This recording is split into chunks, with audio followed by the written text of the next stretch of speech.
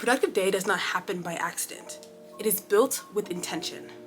Today I'm going to be talking about how can you build a productive routine for you to stay focused, energized, and productive throughout your day, which would set you apart from the rest in your journey to true success. Hello, my name is Courtney. I'm a high school software engineer that has mastered my methods of productivity, and today I'm going to share with you how can you build a productive daily routine for your future success. Now, productivity at the end of the day starts with structure and routine. Having solid habits behind what you are trying to accomplish can help you achieve whatever goals you are setting for yourself. Now, like I say, for all of my productivity and habit building videos, do not start on Monday with 8 or 10 habits talking about, oh, this is the new me, this is what I'm going to do. Because I promise, you are more than likely to fail with this method. When you are overloading every single habit into one specific day and just saying 1, 2, 3, go, you put yourself at the risk of burnout. By slowly implementing habits, getting 1% better every single day, you're gonna end up 27 times better by the end of the year. It's gonna be easier for you to stay disciplined with whatever goals you are trying to achieve. Okay, so the first step we're gonna do in creating this productive routine is first you need to identify your goals. What are you trying to do? What are you trying to accomplish? Break it down. What I personally like to do is I break down long-term goals and short-term goals. Short-term goals typically are 3 to 6 months. Long-term goals are 3 to 5 years.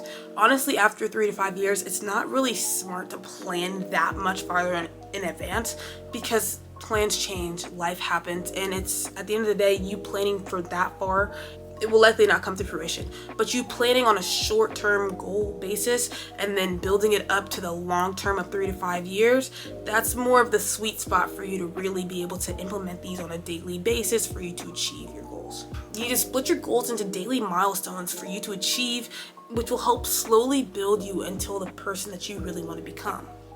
I personally like to break my life into different categories like work, education, personal health, and personal development and growth. And some of the habits that I have for my personal life with this under work is, can I get a paid internship? Can I get some certificates under my belt? Can I really grow my network for the working world? Some of my educational goals. Right now, I'm still trying to get into college right now, so what can I do to set myself apart from the rest when it comes to the college application process? Some of my health goals. Personally, I really want to become a runner. That's one of my big goals. So what am I doing now? I'm running a mile every single day. Treadmill, on outside, it doesn't matter. I am running, I am staying active because at the end of the day, that is something that I really want to do, is just be healthy. And then for personal development, I really want to read more. Right now I'm reading a chapter of a book every single day, every single night. The book I'm reading right now is Discipline is Destiny. Highly recommend it. It's one of the best books I have ever read, and it really helps you hone in on gaining self-discipline instead of just relying on motivation then failure. Self-discipline is really what slowly gets you up the hill. So I highly recommend that book. Those are some of the habits that I have that fit the different categories of my life. And those are just some examples of things that you can implement for your life.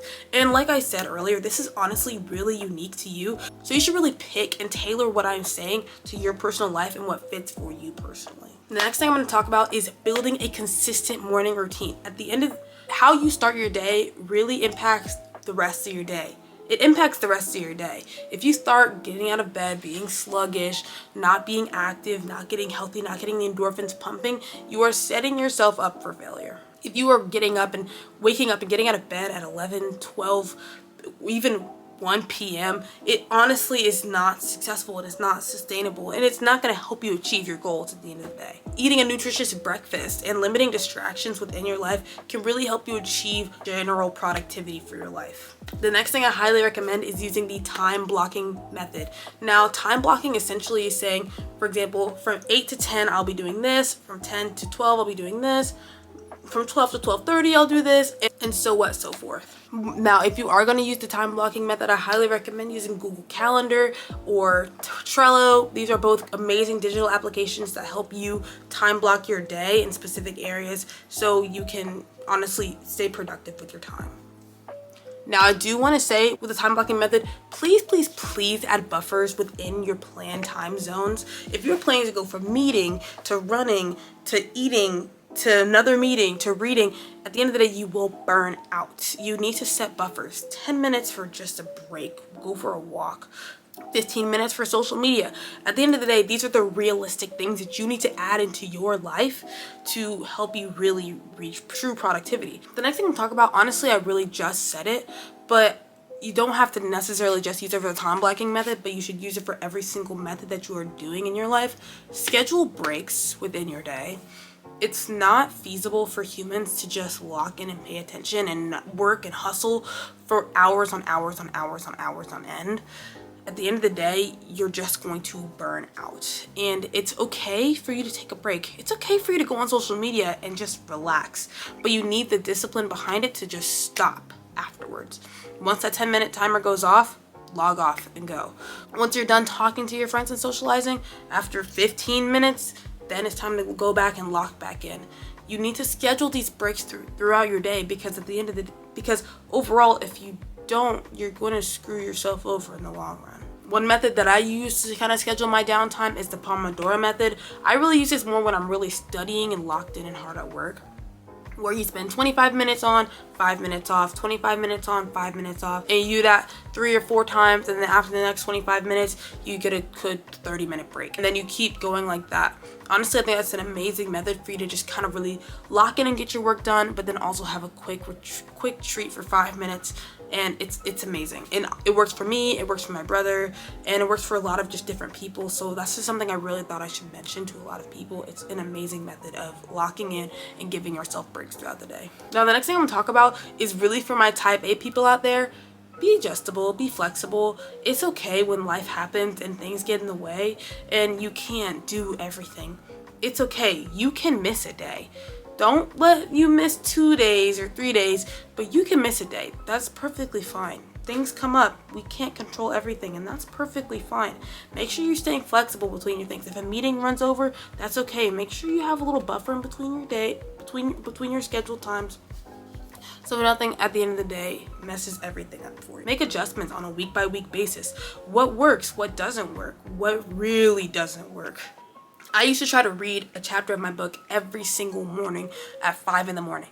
That just wasn't going to work. Something that I personally recognize is that I prioritize my sleep. I needed 8 hours of sleep, and I'm going to be in that bed by 9:30. But something I can do is I can extend it by 15 minutes every night, 9:45 if I have to, for me to read my chapter of my book. But I recognize personally reading in the morning, it just isn't for me. I just can't get up and out of bed at that time of the day. And that's perfectly fine. I'm not asking you guys to wake up at 3 and 4 in the morning and go run a marathon and then get back to work. Not in the slightest what I'm trying to have you do. I'm trying to have you recognize what works and what doesn't, and then make the adjustments where it's needed.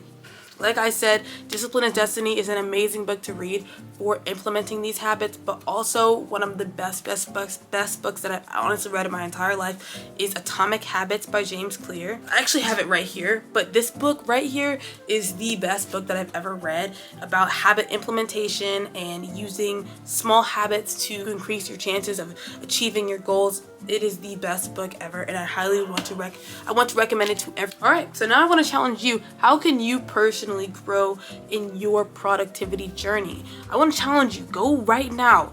Write out 5 goals that you have for short term and then 5 goals for long term.